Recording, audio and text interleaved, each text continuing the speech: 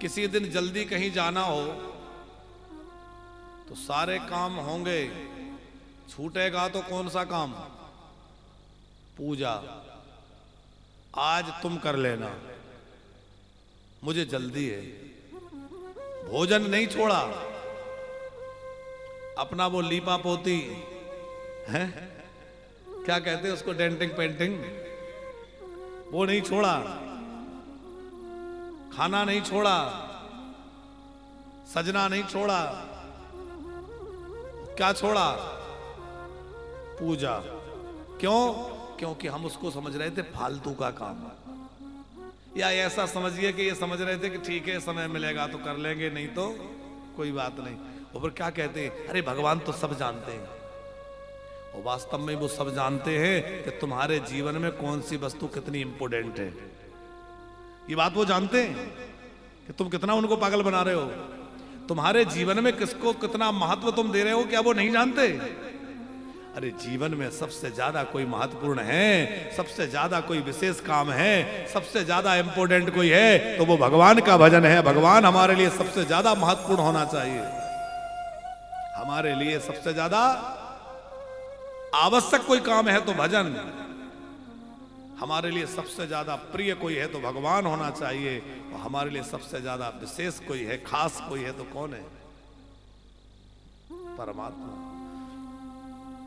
हम लोग कोई खास मेहमान आते हैं तो कितनी तैयारी करते हैं, बढ़िया बढ़िया मिठाइयाँ, बढ़िया बढ़िया भोजन, बढ़िया बढ़िया व्यवस्था। और भगवान के भोजन में, भगवान की पूजा में क्या अर्पित करते हैं? है? मिश्री के दाने, चिनोरी के दाने, सूखी हुई मेवा।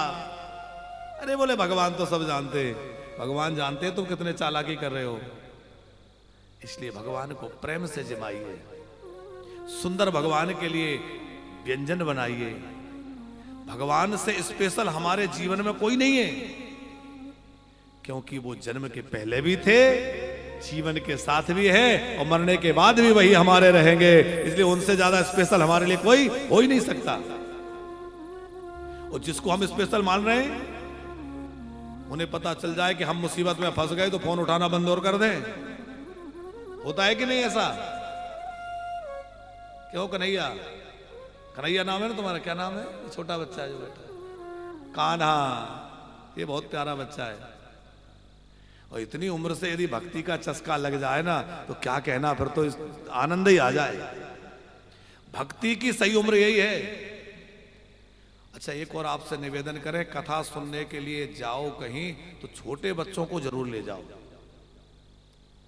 क्योंकि कथा जीवन जीने की पाठशाला है और पाठशाला में बच्चों को जाना ज्यादा जरूरी है। ये पके पकाए आम आए हैं, इनका तो अब काम पूरा ही है। अब इनको क्या सुनाए है? हमारे पल्ले यही पढ़ते हैं। अब चलो हमारी तो संस्था ही पर धोखी है, पर कथा सुननी चाहिए छोटी उम्र में। अब हम सुनाए कि माँ बाप की सेवा करो तो बुढ़ों को क्या सुनाए? वो तो बेचारे खुद ही परेशान हैं। ये तो बच्चों को सुनाना पड़ेगा है?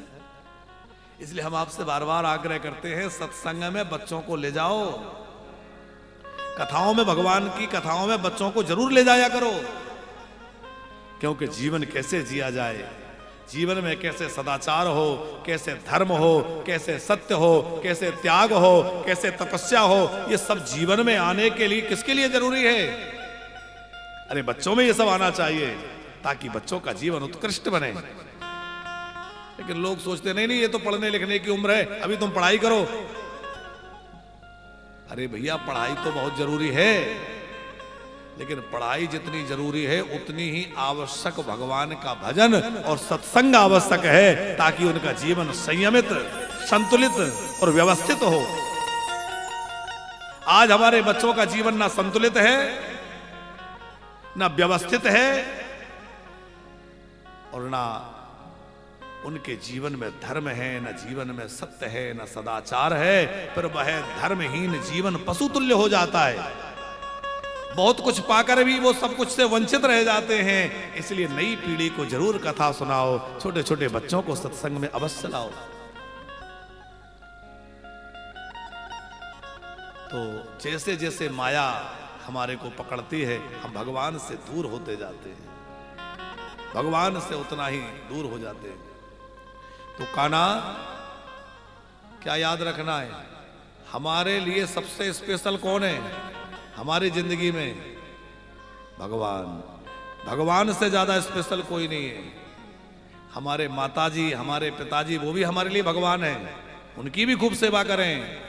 हमारे परिवार के लोग हैं, वो भी हमारे अपने हैं, उनकी भी खूब देखभाल करें, खूब पढ़ाई करें, समाज में नाम रोशन करें, हमारे देश का नाम ऊंचा करें, लेकिन भगवान की भक्ति से ना हट जाएं, भगवान की भक्ति में अवश्य लगे रहे, भगवान का नाम अवश्य लेते रहे। केवल ये जीवन नहीं सुधारना, हमें आगे का भी सुधारना है। ये जीवन भी हमारा सवर जाए और आगे भी हम जब जाएं तो परलोक की यात्रा भी मंगलमय हो जाए।